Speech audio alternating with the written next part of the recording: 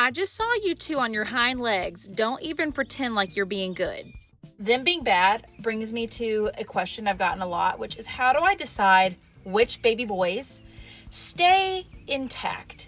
Like, how do I decide which baby boys are worthy of keeping their testicles so that they can, in the future, possibly breed?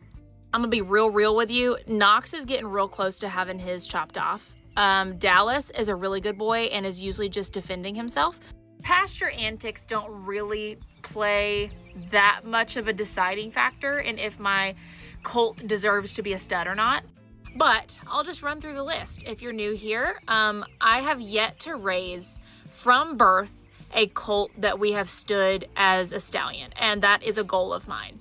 Now these two are brothers, so their sire is VS Code Red, my older stallion, and then this one right here, Knox, RS John E. Knoxville, is out of my mare KM Brandy Girl, and then I specifically created, because we did sexed semen when we bred her, I bought an embryo from a mare named Goody Goody Gumdrops, who is phenomenal. She's also deceased. Knox is one of her last babies ever. It was very sad. I like created him with the thought process of him being a stallion prospect because he has two full sisters. So meaning Goody Goody Gumdrops was bred to VS Code Red in the past, had two fillies. They were both phenomenal show horses.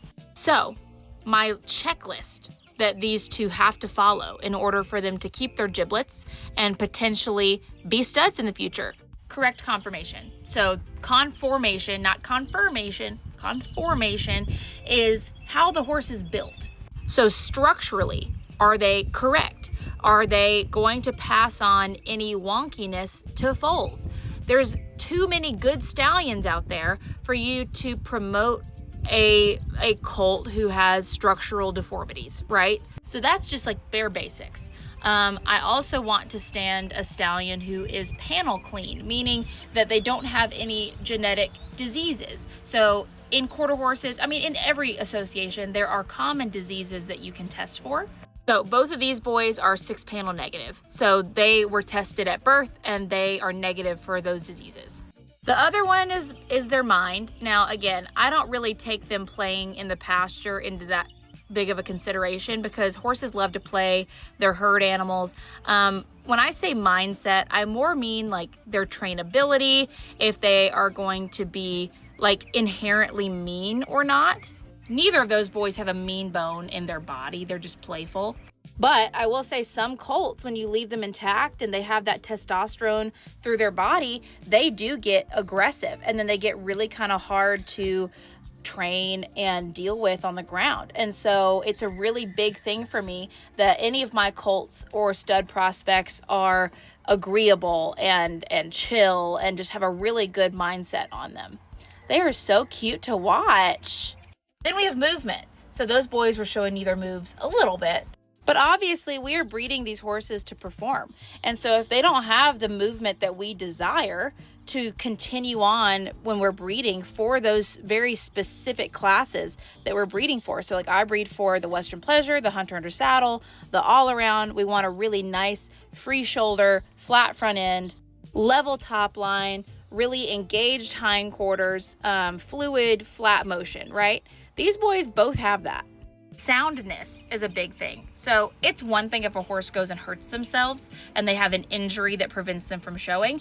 But if they are unable to stay sound, meaning like they can't perform because they're limping and they have some sort of hurt in their body and they are not structurally compatible with work, that's not a good trait to pass on.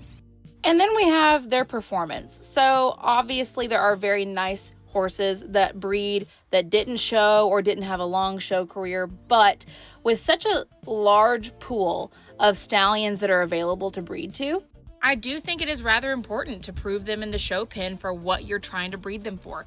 Now, I also am a big believer in just looking at the horse structurally and being able to crossbreed. So like I breed my stallion, who is a Western Pleasure stallion, to thoroughbred mares for Hunter Under Saddle babies.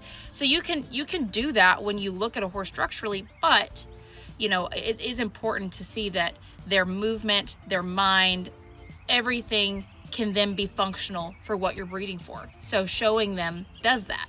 Over there, my little 2-year-old stud colt, who is continuing to keep his giblets, is hanging out. So Walter might be the very first colt. He's the one in the back. He might be the very first colt that I've bred, raised, all those things to then go on and breed.